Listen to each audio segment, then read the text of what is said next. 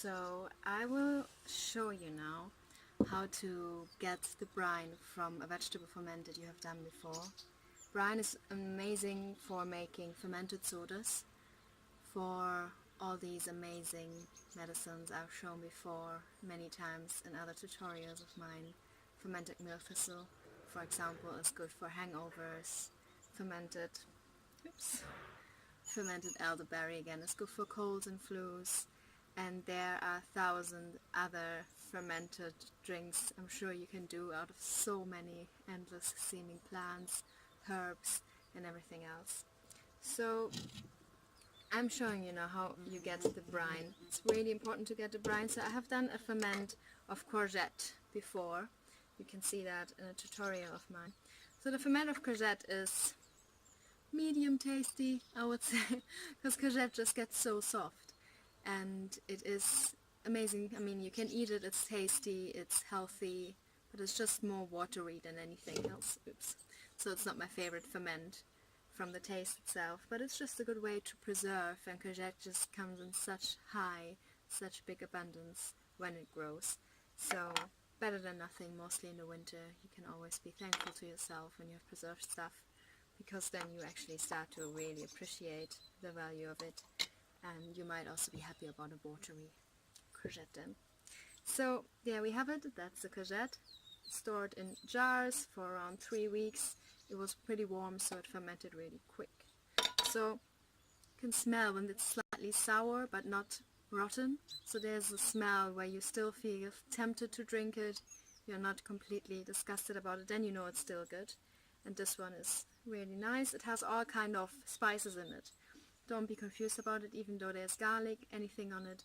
A fermented soda is still really tasty, because you're not going to add much of this. There might be 3 tablespoons of this brine, we call that brine, in the soda, and around 1 liter of water. So in that ratio, after a while, whatever you are fermenting actually takes over in the taste and not the brine. So I got a sieve, and all I'm going to do now is sieve this into that. I don't know if you can see it. It's quite difficult. It's not really anything interesting to see. I'm just sieving it through. You must probably know what that means. And now we have the remaining of the ferment. So I can use that in a salad. I can also put that in the fridge. It's gonna last and it's gonna stay edible for maybe a week or so. So you should maybe eat it once you have taken out the brine, but you don't need to eat it immediately. So I'm gonna put it now back after I have emptied the other ones. It's good if you have around 1 liter of brine. This will really last for quite a long time. As I said, you don't really need much of it, and you can do many fermented sodas with it. As you've seen, I have done a lot. I really love doing these fermented sodas. It's so easy, really. There's hardly anything as easy as making that. It's similar to kombucha, just that you don't need to import that culture first and get it from somewhere really far. It has a similar taste, and it also enhances the properties, the medicinal properties, and it is local. So I really don't think we need to have that fermented green tea, what kombucha is, which is just not growing in Europe. We can make something equally nutritious and equally amazing to our health just from the things that are growing around. So there we go. You can press a little onto it, but try not to press too much, because otherwise you get a lot of rest of vegetable in it. And that's a little unpleasant when you in the end have the fermented soda. I had that a lot with my milk thistle elixir, and then sometimes I had wild garlic pieces, fermented wild garlic pieces in my mouth, and that was a little like, oh. So yeah, I accepted it as medicine, thinking, okay, medicine is never really pleasant. I'm still having that when I feel I maybe drank too much, or when I maybe had urinary tract infection, and I felt also my kidneys got a little infected. Then it's really nice. So you can do all kind of fermented sodas with it. check out my tutorial about how to make milk thistle elixir, then you will also know how to make a fermented soda. Now you know how to get the brine, and you can check out how to make a fermented curdette, so you also know how to get to the point where you actually have the brine.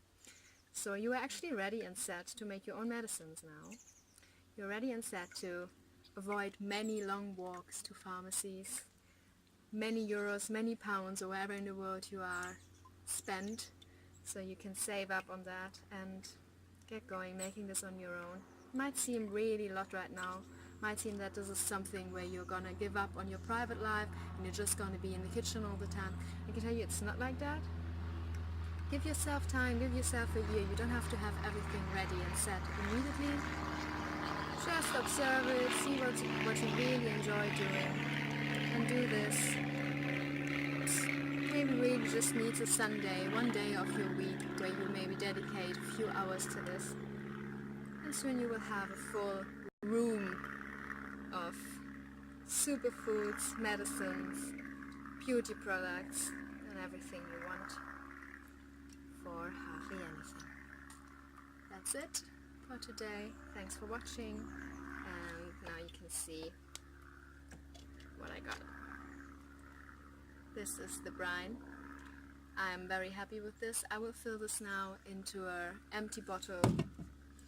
This one that I got from some tomato passata that was empty. I've cleaned it. It looks a little dirty, but that's just dust.